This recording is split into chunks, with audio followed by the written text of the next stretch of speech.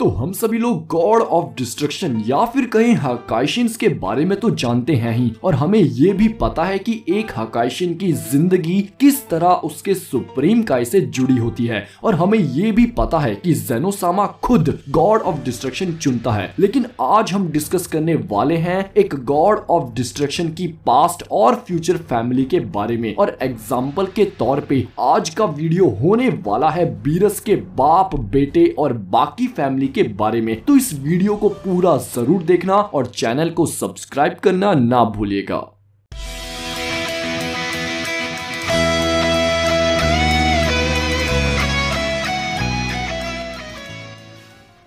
तो अगर हम बात करें बीरस और चंपा के बारे में, तो वो दोनों ही भाई भाई हैं और हजारों सालों से अपने अपने यूनिवर्स के गॉड ऑफ डिस्ट्रक्शन हैं। तो पहली बात तो यहाँ से ये साफ हो जाती है दोस्तों कि बहुत पहले जब चंपा और बीरस छोटे बच्चे थे, तब वो दोनों किसी एक ही यूनिवर्स के मॉर्टल रहे होंगे और वहाँ उनके मम्मी पापा भी होंगे। अब बीरस और चंपा का असली यूनिवर्स कौन सा है, इसके ऊपर अलग से एक वीडियो जरूर आएगा। फिलहाल इस बात पर गौर करते हैं कि आखिर ऐसा क्या हुआ होगा जिससे जेनोसामा ने बीरस और चंपा दोनों को ही अलग अलग यूनिवर्स का हकाइशिन बना दिया, और उनके हकाइशिन बन जाने के बाद उनके पेरेंट्स के साथ क्या हुआ। मेरी पहली प्रेडिक्शन ये है दोस्तों कि शायद से एक हकाइशिन बन जाने के बाद वो बंदा इमॉर्टल हो जाता है, यानी उम्र बढ़ने से उसकी मौत कभी नहीं हो सकती। तो चंपा और बीरस के हकाइशिन बन जाने के बाद मे बी उनके पेरेंट्स एक वक्त पर बूढ़े होकर मर गए होंगे। अब दूसरा पहलू यहाँ पर यह निकल के आता है दोस्तों कि क्या एक हकाइशिन का परिवार हो सकता है, क्या एक हकाइशिन किसी औरत के साथ अपनी फैमिली क्रिएट कर सकता है, क्या एक हकाइशिन की भी औलाद हो सकती है। तो ड्रैगन बॉल सुपर में हमें इन सवालों के जवाब तो नहीं मिले, लेकिन कुछ हिंट्स मैंने ढूंढ निकाले हैं। तो अगर आपको याद हो कि एक बार विस ने वेजिटा को कहा था कि मैं तुम्हें तभी ट्रेन करूंगा अगर तुम गॉड ऑफ डिस्ट्रक्शन बनने के लिए तैयार हो जाओगी, और एक बार खुद बीरस ने गोकू को कहा था कि कहीं तुम्हारा इरादा नया हकाइशिन बनने का तो नहीं। तो इन दोनों वारदातों से ये आइडिया मिला जा सकता है दोस्तों कि एक हकाइशिन बन जाने के बाद हमारी फैमिली नहीं हो सकती, और गोकू और वेजिटा दोनों का ही परिवार बहुत सुंदर है। और अब आते हैं सबसे आखिर और अहम मुद्दे की ओर कि क्या बीरस का कोई बेटा है, क्या बीरस की भी कोई वाइफ है। तो सपोज कीजिए हकाइशिन बनने से पहले ही बीरस की कोई बीवी या बेटा रहा होगा, और हकाइशिन बन जाने के बाद बीरस तो इमॉर्टल हो गया, लेकिन एक वक्त आने पर उसकी फैमिली बूढ़ी होकर मर गई होगी। और यही सेम बात चंपा और बाकी यूनिवर्स के हकाइशिन्स के साथ भी लागू होती है कि एक बार गॉड ऑफ डिस्ट्रक्शन बन जाने के बाद उन्हें दिल पर पत्थर रख के अपनी पर्सनल जिंदगी को भूलना होता है। और सभी हिंट्स, वारदातों और नॉलेज को अगर मैं एक साथ मिलाऊं तो एक नियम बाहर निकल के सामने आता है, और वो ये है दोस्तों कि ग्रैंड प्रीस्ट और जेनो के हुक्म से